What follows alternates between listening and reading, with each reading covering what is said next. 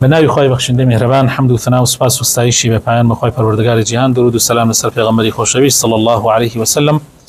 و لسر اهل بیت و همو یاران و هموشون کوتوان تا کوتا زمان. و ربنا آتنا في الدنيا حسنه وفي الآخرة حسنه وقنا عذاب النار. رأياني عزيز لبابتي تفسير معنا لتفسير سورة المائدة يشتنو ثلاث ريد سطو بيستويك إن شاء الله. ما مساسوران دا سكابة خيوندني لا بري سطو بيستويك استأخوينه دعاء وتوامان كرد أم جاتشين سر لا بري سطو بيستدو فرما ما مساسوران. قل يا أهل الكتاب لا تغلوا في دينكم غير الحق ولا تتبعوا أهواء قوم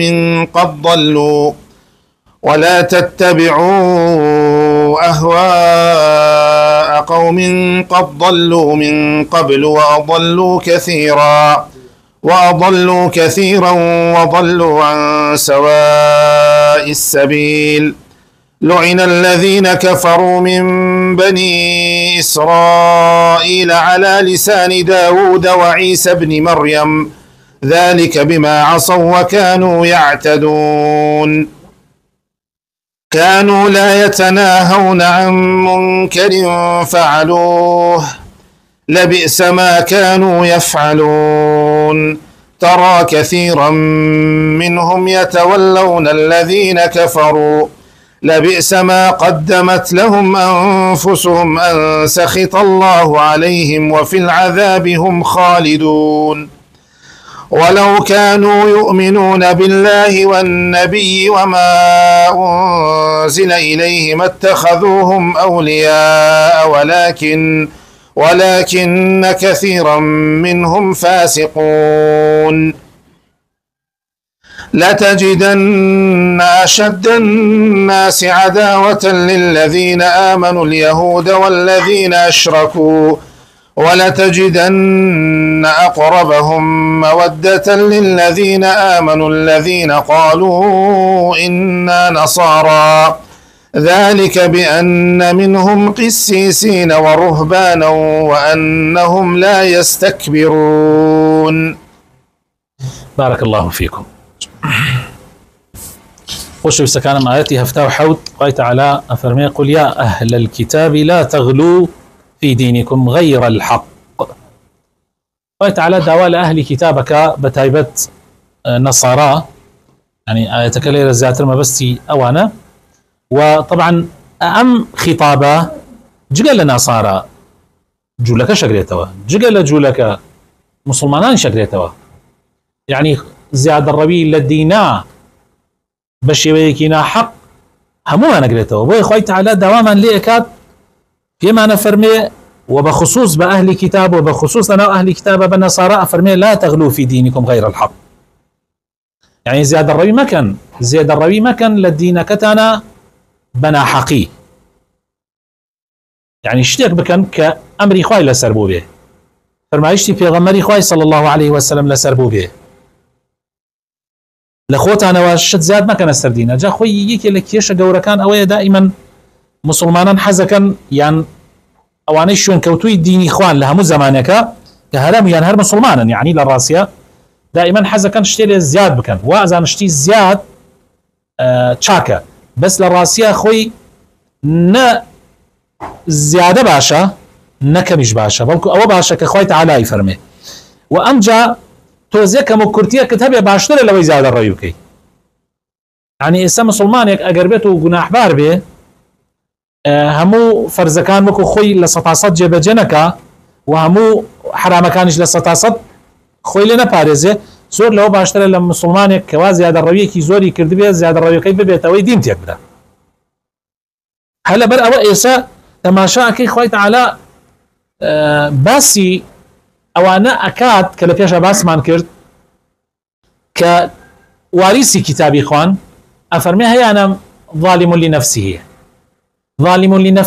هيا أنا مقتصد هيا أنا ظالم لنفسه وهش أنا سابق بالخيرات.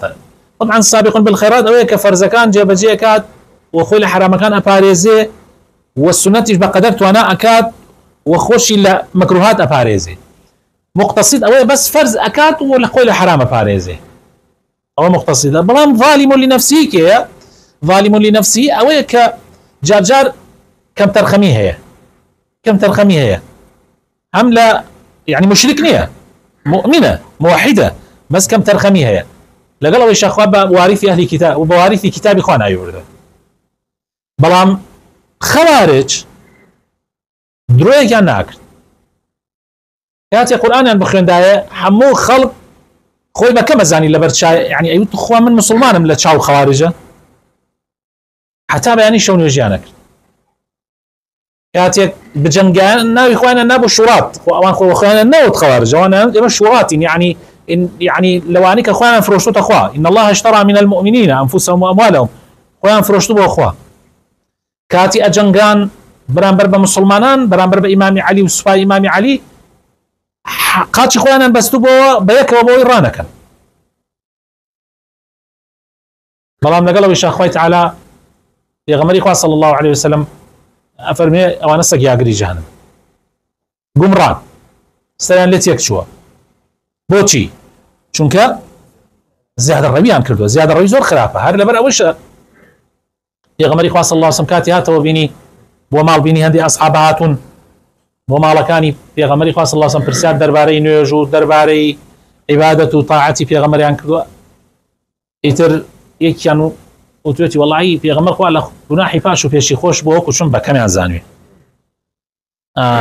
من يتر حل بياني حل يوار وحتى بياني شلون يجيكم ناخهم كان توتي من حل بياني وحتى يوار عم بالرجوع همو جانب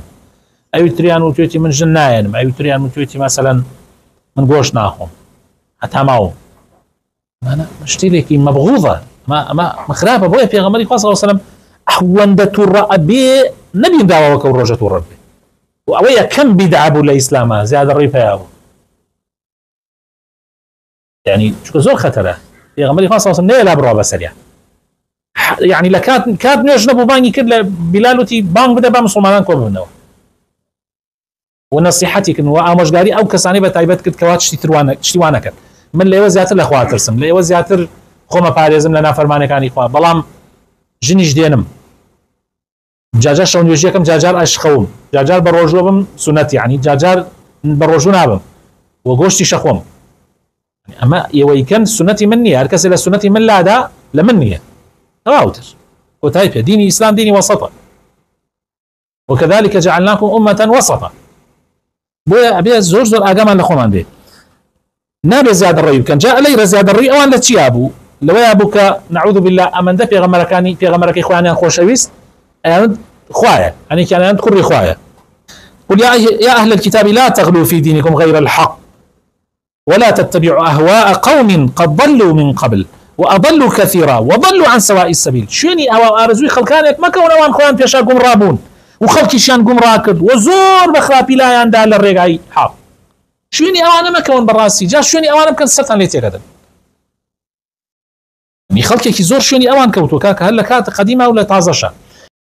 لعن الذين كفروا من بني إسرائيل على لسان داود وعيسى بن مريم زور جرينجا أم خالص زور جرينجا زور بيويست يمي جوي بوا بجرين الله تعالى أفرمي أوانيك كافر بن لبني إسرائيل لعنتي عن اليكره لسر زمان داود عليه السلام لسر زمان عيسى عليه السلام عيسى كري مريم ذلك بما عصوا هو كاري لعنتك تشيبو كخوان نفرتي ليان كرت الله ذلك بما عصوا شو كسر بيشيان كرت سر بيشي فرمانا كان إخوان كرت وكانوا يعتدون والزور للسنور درشون زور للسنور درشون براسي لا تعدايان كرت لحودي خوي زيادة درشون بو لتشيا أما خالكي زور قرنقا وكوتم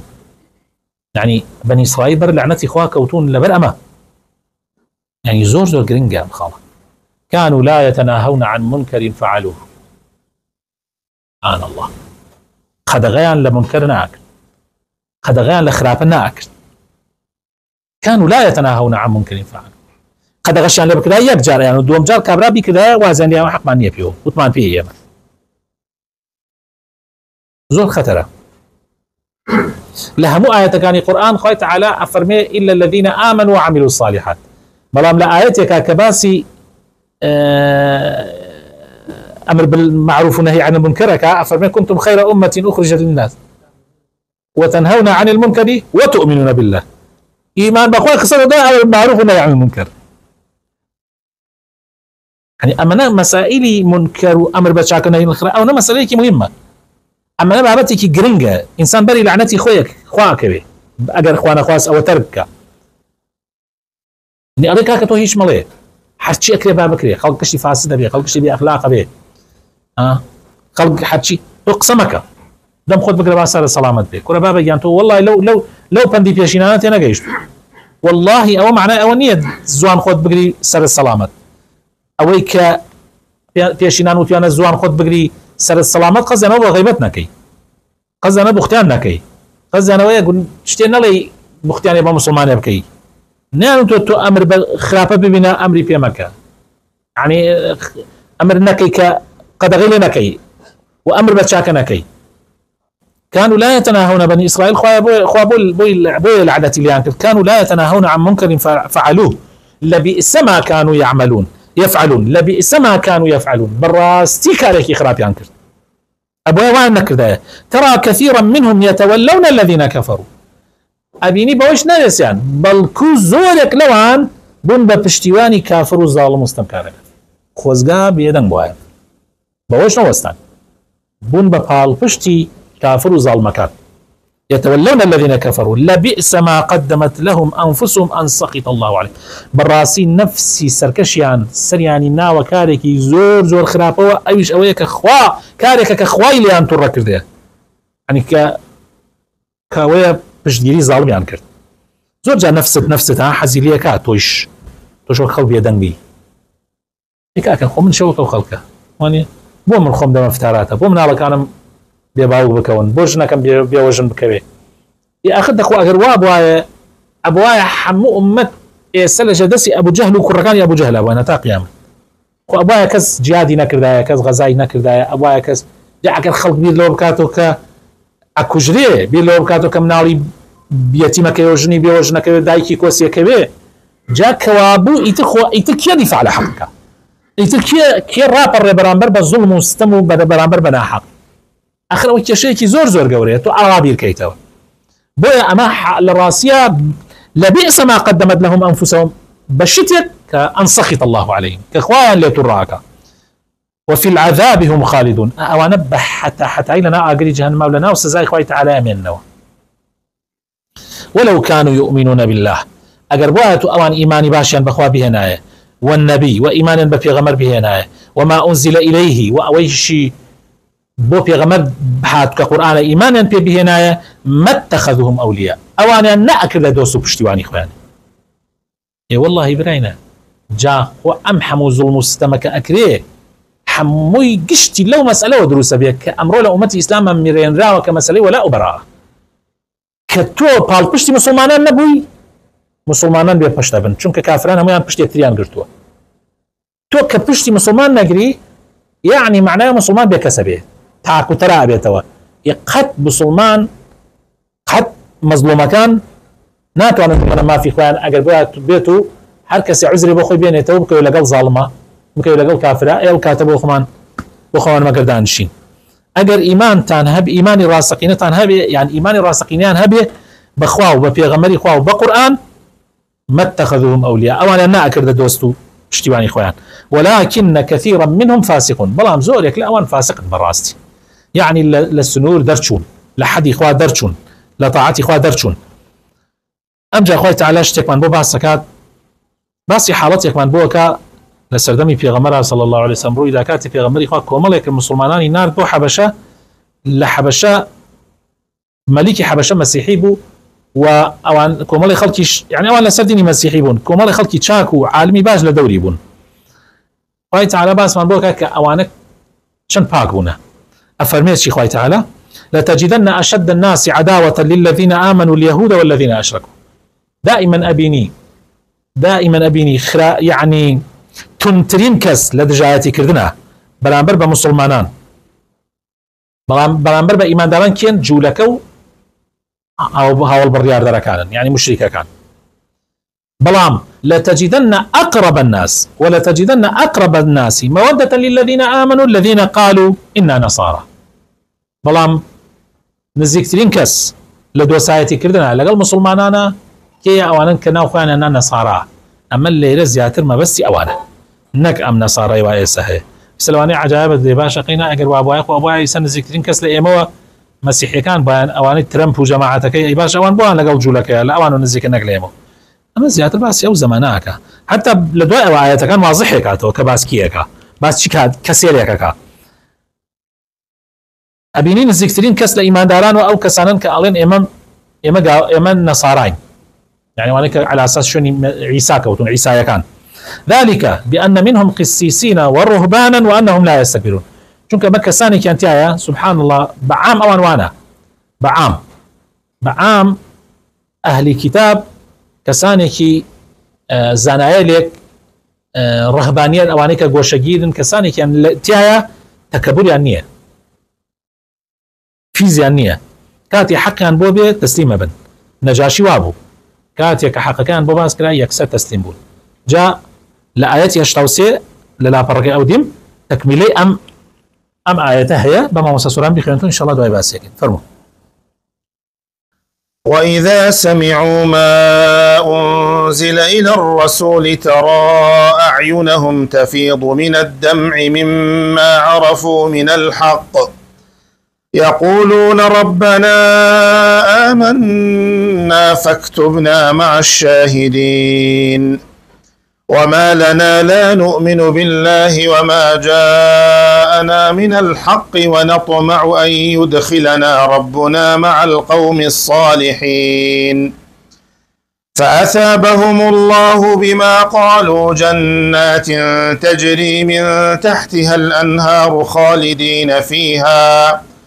وذلك جزاء المحسنين والذين كفروا وكذبوا بآياتنا أولئك أصحاب الجحيم يا أيها الذين آمنوا لا تحرموا طيبات ما أحل الله لكم ولا تعتدوا إن الله لا يحب المعتدين وكلوا مما رزقكم الله حلالا طيبا واتقوا الله الذي أنتم به مؤمنون لا يؤاخذكم الله باللغو في أيمانكم ولكن يؤاخذكم بما عقدتم الأيمان فكفارته إطعام 10 مساكين من أوسط ما تطعمون أهليكم أو كسوتهم أو تحرير رقبة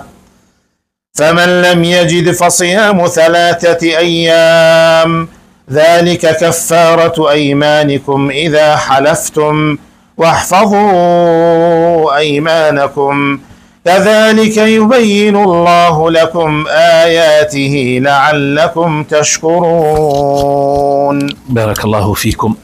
يا ما باسي أو ما انكرت كوا أوكم الله نصارى نجاشي أوانيك لا حبشبن زور يعني متأثر بن بديني إسلام بتايبتي كاتي قرآن عن بسرعة أخيرا رأيوا جاء ليلة باسي أو ما بوك هر يعني أما تايبته بأوانا شكا أوانا إيمان يعني أنا وإذا سمعوا ما أنزل إلى الرسول كاتي جوان لو أبي كذاب زيوب في غمري خاص الله ترى أعينهم تفيض من الدمع مما عرفوا من الحق يعني بتشاوكان يعني فرميسك أهات أخوار وكأيانزاني أما حقه شنك أيانزاني أما للعين خوا أما حقه يقولون شيان أود ربنا آمنا إيمان ما ينا فاكتبنا مع الشاهدين بمن خلق شايتكانا لقالوا عنيك الشايت لسرهات يوب يغمر وما لنا لا نؤمن بالله أي شي معنى إيمان نهينين بخوا وما جاءنا من الحق وأبوشك بحق ومن هاتوا ونطمع تماحي ومن هي أن يدخلنا ربنا مع القوم الصالحين وتماحي ومن هيك أخوي تعالى بمن خلق القوم صالحين يعني أما بو أوانا تايبت أما سيحي كان يتر إيمان نانا في غمري فأثابهم الله بما قالوا خوای تعالى پاداشتیان داتو لسر او قسەی کە کردیان جنات خاتە بەهشتانێکەوە تجري من تحتها الأنهار خالدين فيها عينا والإيمان دارانا أوان بالعكس يعني نكتنها أونا بلكو زياتريش چونکە هەر کەسێ ئیمانی بە دوو پێغەمبەر هێنابێ یەشا ئیمانی بە موسا یا بە عیسا هێنابێت دوای ئەوە کە پێغەمبەری خوای هاتبێ صلی الله علیه و سلم ئیمانی پێ هێنا دووجار ئەجری بۆ ئەنووسرێ دووجار ئەجری بۆ ئەنووسرێ وذلك جزاء المحسنين ئاوایە پاداشتی چاکەکاران بەڵام ئەی ئەوانەی کە ئەم ئاەتانە ئەبیسن و کافرە بن و باوەڕ نایەنن با مەسیحیش بن والذين كفروا وكذبوا بآياتنا أولئك أصحاب الجحيم أوانا براسي شنان أقري دوزخة يا أيها الذين آمنوا أم جاء مرة كاتا منوتو مسلمان يا أيها الذين آمنوا لا تحرموا طيبات ما أحل الله لكم ولا تعتدوا لخوتان وشت حلال مكان وشت حرام مكان يعني شتي لك خواردني لك يا خواردنوي لك خوي تعالى حلالي كردوبوتان لخوتان وحرامي مكان يعني خوي تعالى شتي كيبوت حلال كردو بلا خطو علي والله من لسركم حرامكم يا أما بخوا حرامة جاء أما مسألة زور خطرة كإنسان هني مسلمان هي بالراسي لما مسألة حرام كردنا زور تندن خوي تعالى ليرة فيرمانكا كتول خطو شت حرام نكي أصل اشتكانا حرارية إلا أويك خوي تعالى حرامي كردوه بويا دروسنية لخوتوش ولا تعتدوا زيادة الرأي مكان سنور مشكلا إن الله لا يحب المعتدين خوي تعالى حزي لو كسانانية كتعداها كان سنور أشكينا زيادة الرأي كان طبعا ما زور قدن قامر كان ديكي يعني تشاري واحد بسلمان واحد على خوش حرامك وازا اشتكي شاكي كردوه أما حرامة أي أخر تناترسي الأخوة إمام مصر شون الله حلالة إيه بابا جيان أصل تيايا حلالة كاتي الله حرامة بلغي قرك أصل اشتكان حلالية ببلغي حرامة به ويزور خطرة كتوبة بي بلغا يا ببلغي كي لاواز تشتك حرام كي رسل خلق وكلوا مما رزقكم الله حلالا طيبا أويك خوي تعالى رزقتاني داوا اللي بخون حلال بحلالي بباكي واتقوا الله خوتان بباريزن لنا فرمان كان إخوة الذي أنتم به مؤمنون أو خوايك إيوة إيمانتان فيه طبعا جاء زور جار هتا في غمرش صلى الله عليه وسلم خوي جاريك هندي خواردني لسر خوي حرام كرت سوني خواوتي ترنا يخون يترى خواردنا لسر من حرام به زور جار إيمش جاري واحد سوني خوين الله فلان شطنا خوين خوي تعالى أكيد كاتو لسرويك أجر سوني تخوار لسر شتيواش سوني كات بشكله وبيخو أو كخوا حلالي كردوا حموش تكيش كإسرائيل هبه كزرري نبي إنسان بيخوا بلان زيادة رويتي أنا كخوي دائما كشيء خلق لزيادة رويك يا الله فلان أشت خرابة فلان أشت بويا خرابة تو زيادة رويتي يا إذا شريني الله كاك شريني كات خرابة كتو أجر زيادة رويتي أبكي كتو زيادة رويت ناكرت بخوا خراب نية كلوا واشربوا ولا تسرفوا حموش تيك للسرور إخوة أسايا تنها آو نبي حتى إنسان لي بخواته چونك حياتي إنسان لسر آوا آوي باكا قال لي بخواته چني لي بخواته زرريني أم جاء فرمي بويا خوي تعالى أم آياته فرمي لا يؤاخذكم الله باللغو في أيمانكم خوي تعالى ليت الناقري جا إنسان قصيدة دميا أما ناخوي نا والله نايخم أري والله يخم بلا والله يخم لدلو نهاتي أنا تيتدمتا وكو خلقك وكو طبيعتك إنسان فيربو اگر جيباش نية بيلي بلام او اگر هات دم تشتيك لنا ودلتا داد نمرزاندية اعتيادية وخوي تعالى ليت ناقري هو السيونة كتيج ناكبي اگر انسان او شتبكا بونا من يساتو علي ما مسا مثلا فلاش ناخوي نولا ناخم دواج اي تيري اي خوم نيش كشيك نية شكو من لدلو نموتوا بلام اگر لنا ودلتوا قرارك الدا خوي تعالى فرمي ولكن يؤاخذكم بما عقدتم الايمان أجري أدي لنا ودلتا يتر بالريال أدي علينا والله بخوا من عوش تيتر بالريال أدم ولو كات أخوي تعالى أجر اشتكى حلال به وازي لي بينا سوينا كات بشكينا بلا ما بيه كفارة تبدي أما بس تنها بخواردنية حتى أبو بون من يساتو علي والله يتمناش ما فلانا كسي برام بالريال أدينا تشي تماليان پێویستە بچیتەمانە کە سوێنەکەت بشکێنە و کەفارەتەکەی پێویستە بچی تۆ نابێت سڵی ڕەحم بچڕێنی هەر کارێکی خێر یا سوێنە خۆی ئەڵێ وەڵڵی من ئیتر فەقیرێکە بۆ نمونە ئەبوو بەکر سیدیق یارمەتی دایک و کوڕێکێدا کوڕەکە بەشدار بوو لەو وختیانەی کە دش بە عایشە کرا مەستەح یارمەتی یعنی ئەو یارمەتیانێدا وەکو موچەیەکی بەیان بڕی بۆ مەستەح و دایکی کاتێک بوختیان بۆ عایشە کرا مەستەح یەکێک بوو لەوانەی کە دەستی بوو لە بوختیانەکە لە ئافووی پێیا کرد ئیتر ئەبوو بەکر سوێنی خوارد کە ئیتر یارمەتیان نەدا جا خوای تعالی لە قورئان ئاەتی دابەزانە خوارەوە ولا يأتل أولو الفضل منكم والسعة يعني وآية ترسل أو دابزي سورة نور كوايا يارمتك مبرة بۆ خوا کردە ئیتر پەشیمان بوویەوە کەفارەتی سوێنەکەی دا و یارمەتیەکەی بەردەوام مسلمانە بێ وابێ بەڵێ ئەی کەفارەتەکەی چییە ئەگە تۆ سوێنەکەت خوارد بشکێنی کەفارەتەکەی چییە فكفارة إطعام 10 مساكين خواردني ئاگاتان لێ بێ ئەمە دوو جۆرە حتا ئیسە بینیم لە هەندێک لە تەفسیرەکانە غەڵەت کراوە لە هەندێک لە تەفسیرەکانە حەز ناکەم ناو تەفسیرەکە بێنم ئەڵێ اعتیادی حڕی خواردنی دە فەقیرە دەی یان کەلپەلیان بۆکەی یان وەکو 3 ڕۆژ ڕۆژوەبێ بەس ئاەتەکە وا ناڵێ ئاەتەکە سێشتی داناوە ئەڵێ ئەگەر سوێنەکە تشکان کەفارەتەکە ئەوەیە ئەمانە بکەی ئەگەر ئەمانە هەبوون ئەلەمانە مخەیەری سێشتی داناوە ئەمانە مخەیەری ئەگەر ئەم سیانە نەبوون ئەم جابۆتێ 3 ڕۆژ ڕۆژوە بگری ئاگات لێبێ یعنی بۆ نمونە خواردنی دە فەقیر ئەگەر هەت بوو ئەبێ بیدێ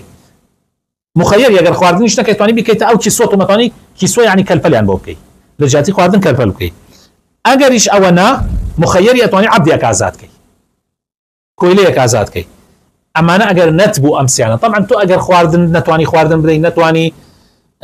جلوبەر بکەی ئەوە کۆیلە هەر زەحمەتە بەڵام تۆ بۆیە مخەیەری ئەگەر هەت بوو کەسێ دەوڵەمەند بوو کۆیلەکە بکا باش لە جاتی خواردنەکە کۆیلەیەک ئازاد کە ئەگەر ئەم سیانە نەبوو ئەفەرمێ خوای تعالی وا ئەفەرمێ ئاەتەکە فمن لم يجد ئەگەر ئەوانەی نەبوو ئەم جا ئەفەرمێ فالصيام 3 أيام يعني کەسێ حتى با مامۆسای ئاینیش بێ حتى با مامۆسایەکی زیرەکیش بێ جاری وایە لێی تێکەڵە بێ